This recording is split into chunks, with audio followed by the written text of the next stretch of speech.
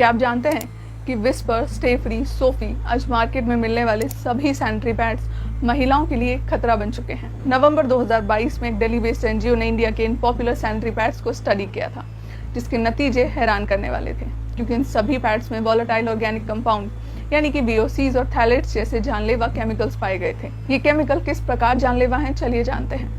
दरअसल south Korea की 3000 से ज्यादा औरतें अचानक से एक साथ रिप्रोडक्टिव हेल्थ इश्यूज को एक्सपीरियंस करने लगी थी, जिसके बाद स्वास्थ्य विभाग ने इसकी जांच करना शुरू किया।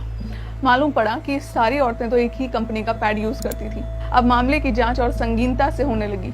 तब पता लगा कि बीमारियां तो वही VOC और थैलेट्स जैसे टॉक्सिक केमिकल्स की वजह से फैल रही थी, जो आज हर इंडियन सैनिटरी पैड में इस्तेमाल किए जा रहे हैं। साल 1999 में एक एक्सपेरिमेंट हुआ था, जिसमें कुछ फीमेल सब्जेक्ट्स को इक्वल क्वांटिटी में एस्ट्रोजन, जो कि एक हार्मोन होता है, उसके डोज को एडमिनिस्टर किया गया था। आधी औरतों को एस्ट्रोजन ओरली यानी कि मुंह से निकलने को बोला गया था और आधी औरतों को वजाइना के थ्रू एडमिनिस्टर किया गया था। आप यकीन नहीं करोगे, लेकिन जिन सब्जेक्ट्स को वजाइनल डोज दिया गया था ना, उनके ब्लड में एस्ट्रोजन लेवल 10 टाइम्स ज्यादा था एज कम्पेयर टू वो औरतें जिन्होंने इसे ओरली पिया था। कहने का मतलब है कि जो वजाइना की स्किन होती है बहुत ही ज्यादा सेंसिटिव होती है और बाकी की बॉडी की स्किन के कंपैरिजन में ये बहुत ज्यादा परमिएबल एंड एब्जॉर्बेंट होती है। इसीलिए डॉक्टर्स खुद ये कहते हैं कि वजाइना की स्किन पर कोई भी केमिकल टच कराना उस केमिकल को खुद खाने से भी ज्यादा खतरनाक है। यानी सवाल भारत की आधी आबादी की इस जान का है। मगर फिर भी इस मुद्दे पर देश में आखिर इतनी केयरलेसनेस क्यों है? क्यों सरकार इन प्रोडक्ट्स के खिलाफ कोई गाइडलाइंस नहीं निकाल रही है? तो इस वीडियो के अंत तक जुड़े रहें ये जानने के लिए कि आखिर VOCs और थैलेट्स कैसे औरतों को कैंसर की तरफ ले जा रही है। आसान शब्दों में समझा जाए तो भारत में सैनिटरी पैड्स के केमिकल कंटेंट के लिए कोई क्लियर रेगुलेशंस हैं ही नहीं। जबकि हैरानी की बात तो ये है कि आपको सैनिटरी पैड्स के पैकेट्स पर इंग्रेडिएंट्स का कॉलम भी नजर नहीं आता है, क्योंकि सैनिटरी पैड्स को मेडिकल प्रोडक्ट की कैटेगरी में रखा गया है और मेडिकल प्रोडक्ट्स पर इंग्रेडिएंट लिस्टिंग से छूट है। और यही तो इन कंपनियों का सबसे बड़ा स्कैम है। इस स्कैम को बढ़ावा दे रही है पीरियड्स के प्रति हमारी मानसिकता। शायद आपको इस बात पर यकीन ना हो, लेकिन क्या आप जानते हैं कि पुराने जमाने में महिलाएं पैड्स की जगह मिट्टी, राख, पत्तों का इस्तेमाल किया करती थी, जिसके कुछ समय बाद महिलाओं ने कपड़ों का इस्तेमाल करना शुरू कर दिया। जिसके बाद कुछ सैनिटरी बेल्ट्स भी मार्केट में आए थे, मगर इनकी बनावट देखकर ही आप समझ सकते हैं कि ये कितने अनकंफर्टेबल होंगे। जिसके बाद ये कंफर्ट के इश्यूज को फिक्स करने के लिए इन्वेंशन हुआ सैनिटरी पैड का, जो इंटरेस्टिंगली वर्ल्ड वॉर 2 के दौरान कुछ नर्सेस ने किया था, वो भी आदमियों के लिए। घायल सोल्जर्स को ट्रीट करने के लिए उस समय सेल्यूकॉटन नाम का एक अब्सॉर्प्टिव मटेरियल यूज होता था। कुछ नर्सेस को रियलाइज हुआ कि मटेरियल तो मेंस्ट्रुअल ब्लड को भी सोखने के लिए एकदम परफेक्ट है, और ऐसे ही the first sanitary pad was made. 70 के दशक में पैड्स तो इन्वेंट हो गए, जो कि फीमेल हाइजीन का सबसे बड़ा पार्ट है, मगर फिर भी हमारे देश में इस टॉपिक को लेकर कई सारे टैबूज थे। यही वजह है कि इन्वेंशन के लगभग 15 साल बाद पहली बार टीवी पर पीरियड्स शब्द का इस्तेमाल 1985 में आए एक विज्ञापन में किया गया, वो भी बहुत ही शर्म के साथ। कोर्टनी कॉक्स, जिन्होंने मोनिका का कैरेक्टर निभाया था फ्रेंड्स में, उन्होंने इसे फर्स्ट टाइम टेलीविजन पर यूज किया था। इनफैक्ट आज भी अगर आपने नोटिस किया हो तो बहुत समय तक सैनिटरी पैड्स के विज्ञापन में ब्लड को रिप्रेजेंट करने के लिए ब्लू जेल जैसे लिक्विड को दिखाया जाता था। If you think about it, एक टॉप सैनिटरी पैड के ब्रांड का नाम भी विस्पर है। I mean, क्या आपको ये आयरॉनिक नहीं लगता है? क्योंकि फिल्मों में तो हमें ब्लड शेड और वायलेंस देखना बहुत पसंद है, लेकिन एक महिला की लाइफ से जुड़े इस नेचुरल और नॉर्मल फेस को लेकर लोग आज भी इतने ज्यादा ट्रिगर क्यों हो जाते हैं? But on the other hand, कुछ इंडियन कल्चर्स में तो मेंस्ट्रुएशन को ओपनली ऑनर और सेलिब्रेट किया जाता है, जैसे ओडिशा का एक फेमस राजा फेस्टिवल। इस 3 दिन के त्योहार में रेन्स का वेलकम किया जाता है, ये मानकर कि इस दौरान हमारी पृथ्वी माता मेंस्ट्रुएट कर रही हैं। साथ ही इसमें सभी मेंस्ट्रुएटिंग औरतों को भी, जिनको पीरियड्स हैं, उनको गॉडेस की तरह ट्रीट किया जाता है। सिमिलरली असम में भी हर साल 3 दिन का एक ऐसा ही महोत्सव होता है, जिसमें ऐसा माना जाता है कि वहाँ की जो लोकल गॉडेस हैं, कामाख्या देवी, वो मेंस्ट्रुएट कर रही हैं। उन्हें रेस्ट और प्राइवेसी देने के लिए मंदिर के द्वार भी बंद कर दिए जाते हैं। इसके अलावा तमिल और दूसरे दक्षिण भारतीय राज्यों में भी लड़की की फर्स्ट पीरियड को बहुत जोरों शोरों से सेलिब्रेट किया जाता है। इसे हाफ साड़ी फेस्टिवल भी कहा जाता है, जहाँ पर लड़कियों को आधी साड़ी पहनाकर उनकी पूजा की जाती है और उन्हें बहुत सारे गिफ्ट भी दिए जाते हैं। इनफैक्ट हिंदू धर्म में तो कॉस्मिक योनि यानी कि वजाइना को यूनिवर्स की शुरुआत का सिंबल माना जाता है, एंड इसीलिए हमारे धर्म में योनि पूजा भी बहुत प्रिवलेंट है।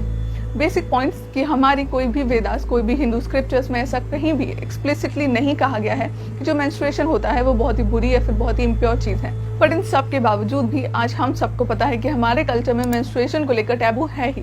अब हाल ही में हुए एक इंसिडेंट को ही ले लो।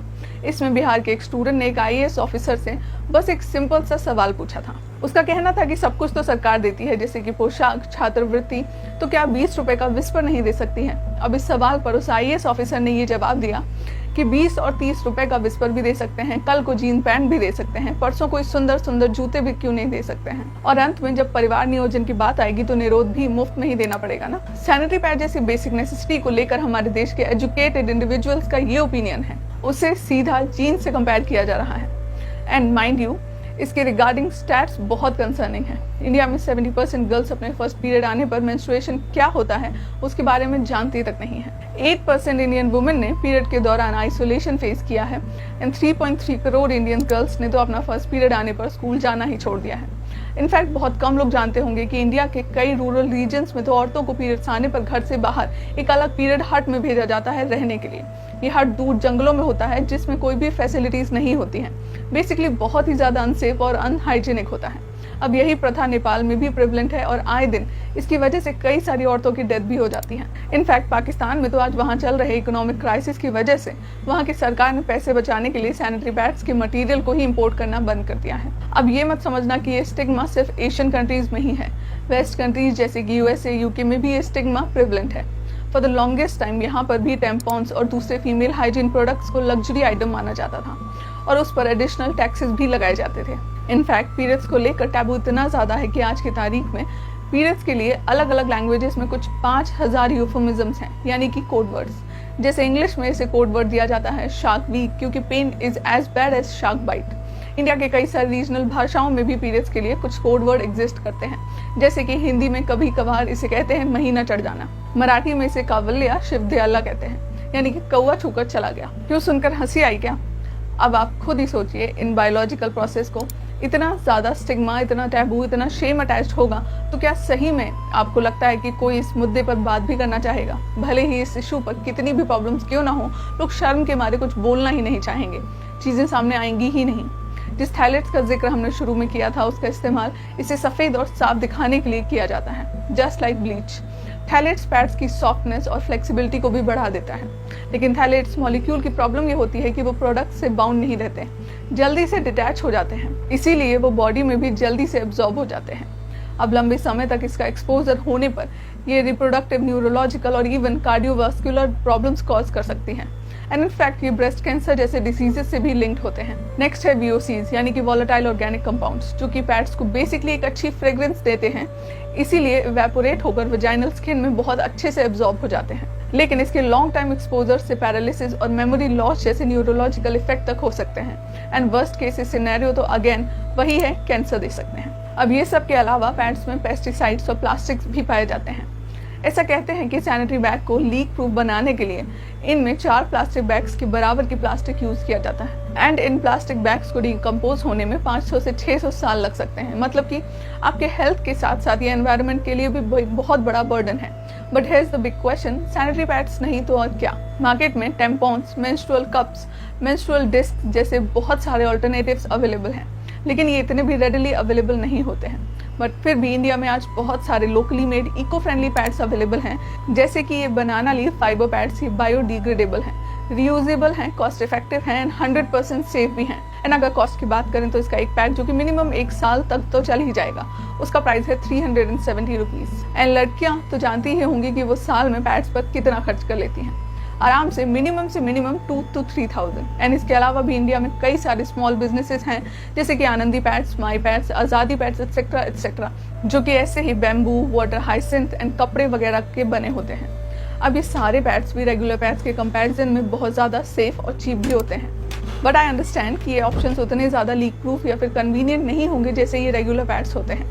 एंड इसीलिए ही बहुत ज़्यादा ज़रूरी है कि गवर्नमेंट जितना जल्दी हो सके इन सारे इश्यूज़ पर कोई रेगुलेशंस लेके आ सके, क्योंकि इंटरेस्टिंगली अगर कैलकुलेट करें तो एक एवरेज औरत अपने लाइफ के 10 साल पीरियड्स में ही बिताती हैं। फिर मुलाकात होगी एक नई वीडियो में, तब तक के लिए नमस्कार।